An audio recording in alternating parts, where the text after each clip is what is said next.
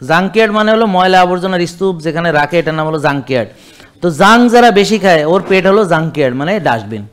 ওই পেটের যদি জাঙ্কিয়ার্ড থাকে ওখান থেকে এই 60-70টা রোগ তৈরি হতে পারে। কয়টা রোগ? 60 থেকে 70টা রোগ। তাহলে পেট যদি ক্লিন থাকে এই 60-70টা রোগ থেকে আপনি বাঁচবেন। ইসলামে আছে, হাদিসে আছে এ কথা, আর হিপোক্রেটিস এই কথা বলেছেন।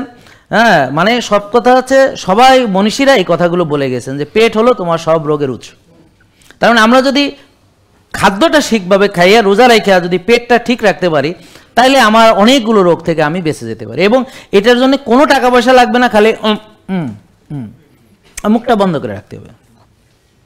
মুখ খুললেই খাবার ঢুকবে, ওইখানে টাকা লাগে, কিন্তু মুখ বন্ধ রাখতে টাকা লাগে না, ফ্রি অফ কস্ট। আর রোজা হচ্ছে এটার মূল চিকিৎসা, ফ্রি অফ কস্ট। ব্যায়াম হচ্ছে এটার মূল চিকিৎসা, ফ্রি অফ কস্ট। ঘুম হচ্ছে এটার মূল চিকিৎসা, ফ্রি অফ কস্ট। শ্বাসের ব্যায়াম, মানসিক প্রশান্তি চর্চা, রোদে যাও, এভরিথিং ফ্রি অফ কস্ট। নিজের যত্ন নেওয়া ফ্রি অফ কস্ট। ওকে।